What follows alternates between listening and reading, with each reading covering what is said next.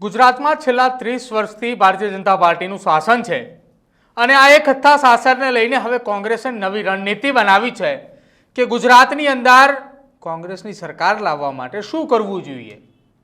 જો કે રાહુલ ગાંધીએ પોતાના સંગઠનની અંદર બદલાવ કરવા માંગી રહ્યા છે અને એ સંગઠનના બદલાવની શરૂઆત પણ ગુજરાતથી કરવા જઈ રહ્યા છે। એના સંકેત એ રાહુલ ગાંધીના ગુજરાત પ્રવેશ દરમિયાન મળી ચૂક્યા છે। જો કે હવે રાહુલ ગાંધીએ જે ચેતવણી આપી હતી કે ગદ્દારોને કોંગ્રેસની બહાર કાઢવામાં આવશે, કેટલાક ગદ્દારોનું નામ એ રાહુલ ગાંધીની ટીમ પાસે પહોંચી ચૂક્યું છે। નમસ્કાર, આપ જોઈ રહ્યા છો ન્યૂઝરૂમ ને આપની સાથે હું છું પ્રદીપ।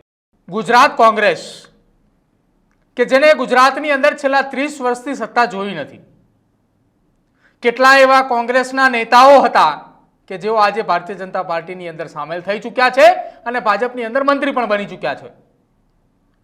જો કે રાહુલ ગાંધીએ ગુજરાત મુલાકાતે હતા, 3 દિવસનો પ્રવાસ હતો અને પ્રવાસ દરમિયાન રાહુલ ગાંધીએ એક વાત કરી હતી અને તેમાં તેમણે કહ્યું હતું કે ગુજરાત ભાજપને પાછલા બારણે કેટલાક કોંગ્રેસી નેતાઓ મદદ કરી રહ્યા છે અને આ વાત મને મળી ચૂકી છે।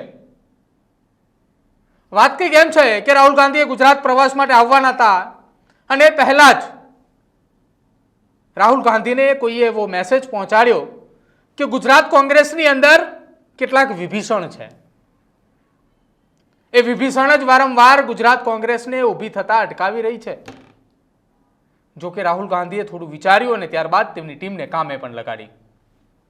રાહુલ ગાંધીએ ગુજરાત મુલાકાતે પહોંચ્યા એ પહેલા જ તેમની ટીમ એ થોડું ઘણું કામ કરી ચૂકી અને તેમની ટીમે રાહુલ ગાંધીને એ સંદેશો પહોંચાડ્યો કે હા, ગુજરાત કોંગ્રેસની અંદર કેટલાક વિભીષણ છે કે જે પાછલા બારણે ભાજપને મદદ કરે છે।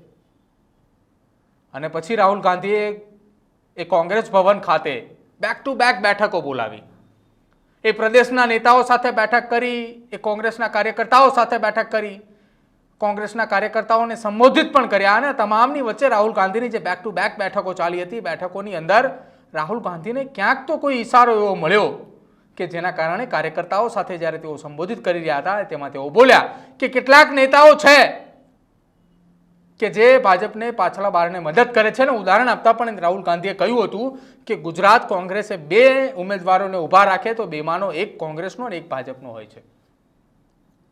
જો કે રાહુલ ગાંધી એ ગુજરાતથી પરત દિલ્હી તો પહોંચ્યા, પરંતુ ગુજરાતની અંદર રાહુલ ગાંધીની ટીમ એ હાજર રહી અને તેમને રિસર્ચની શરૂઆત કરી કે એવો તો કયો નેતા છે કોંગ્રેસની સાથે જોડાયેલો કે જેને પાછલા બારણેથી વારંવાર ભાજપને મદદ કરી।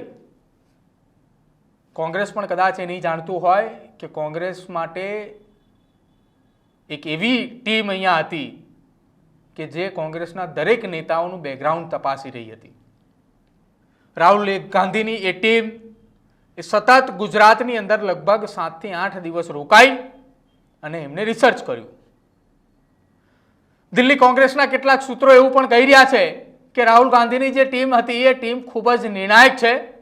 એને છેલ્લા 1 થી 1.5 વર્ષની અંદર કોંગ્રેસના સંગઠનને મજબૂત કરવા માટેના જેટલા પણ નિર્ણયો લીધા છે તે તમામ નિર્ણયો સક્ષમ છે અને તેના કારણે જ રાહુલ ગાંધીની ટીમની અંદર આ તમામ લોકોનો સમાવેશ થયો છે।